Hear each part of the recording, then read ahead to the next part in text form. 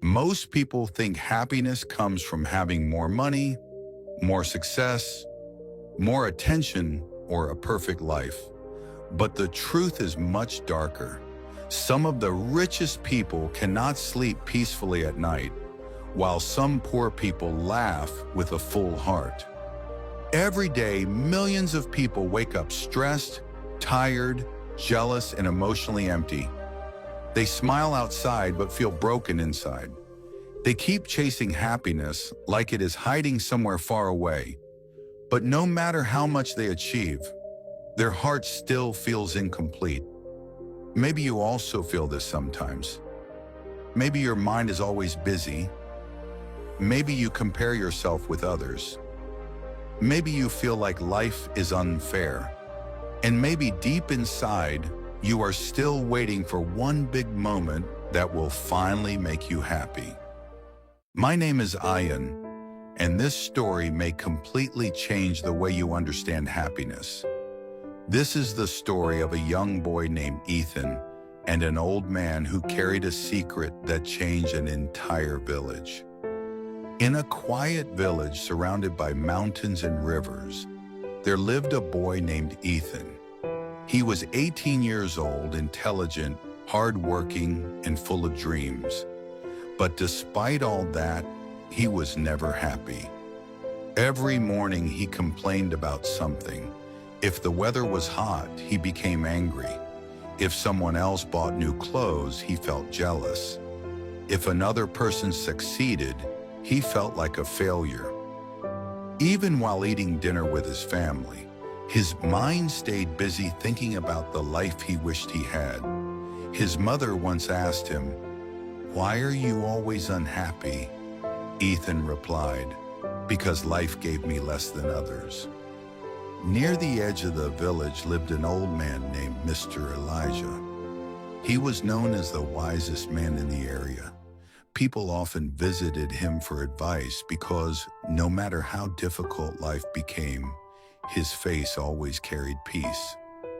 One evening, Ethan saw Mr. Elijah sitting near an old tree, quietly watching the sunset. Ethan walked toward him and said, "Everyone says you are wise, so tell me honestly, what is the secret of happiness?" The old man looked at him carefully but did not answer immediately. Instead, he asked, "Do you really want the truth?" "Yes," Ethan replied quickly. Mr. Elijah stood up slowly and said, "Then come with me tomorrow morning before sunrise." The next morning, Ethan followed the old man deep into the forest behind the village. After walking for almost an hour, they reached a strange place. In the middle of the forest stood two wooden cages. Inside the first cage was a golden bird with beautiful shining feathers. Its cage was large, expensive, and decorated with jewels. Food and water were placed perfectly inside. Inside the second cage was a small gray bird. Its cage looked old and broken. There was no decoration at all. But something strange shocked Ethan. The golden bird looked weak and silent. The gray bird was singing happily. Ethan frowned. "That makes no sense," Mr. Elijah asked. "Which bird looks happier?" "The gray one," Ethan answered immediately. "Why?" Ethan looked carefully and said, "Because it is singing." The old man nodded slowly. Then he walked toward the golden bird and said, "This bird was once captured by a rich king. The king gave it everything: comfort, luxury, safety, expensive food. But the bird lost the sky." Then he pointed toward the gray bird. "This one escaped from a storm and survived many difficult winters. Its cage is poor, but every morning it still sings because it remembers freedom." Ethan stayed silent. Mr. Elijah looked directly into his eyes and said, "Most people are like the golden bird. They have comfort but no peace. They own things but cannot enjoy life. They spend years chasing bigger cages without realizing they lost their freedom inside." Those words hit Ethan deeply. But the old man was not finished yet. He took Ethan further into the forest until they reached a river. The water was flowing strongly between the rocks. Mr. Elijah picked up 2 dry pieces of wood and threw them into the river. The first piece fought against the water. It hit rocks, turned violently, and became stuck between stones. The second piece simply flowed with the river, slowly, peacefully, naturally. "Do you understand?" the old man asked. Ethan shook his head. Mr. Elijah said, "Human beings suffer because they try to control everything. They fight every small problem. They resist change. They become angry when life does not follow their plans. But happiness comes when you learn what to control and what to let flow." Ethan looked at the river quietly. For the first time, he realized his own mind was always fighting reality. If something small went wrong, he ruined his entire day. If someone succeeded, he felt attacked.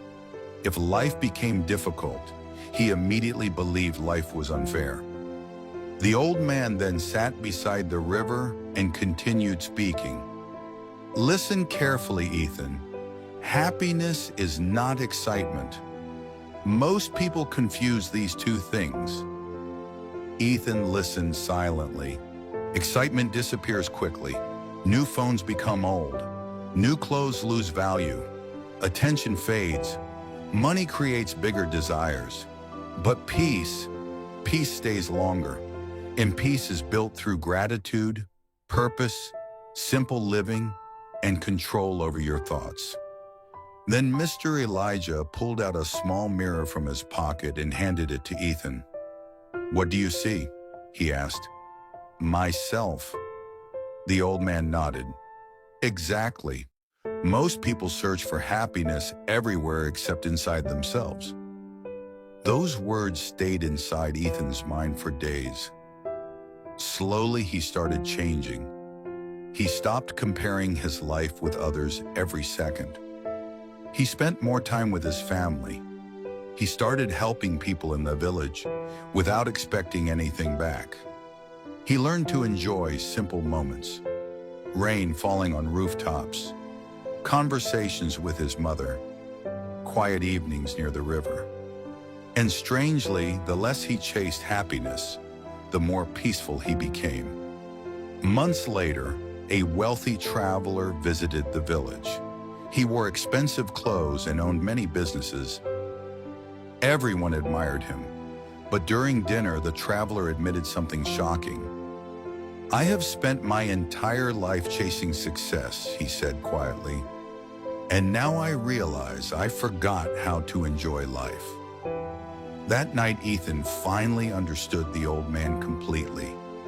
The world teaches people to collect things, but almost nobody teaches people how to protect their peace.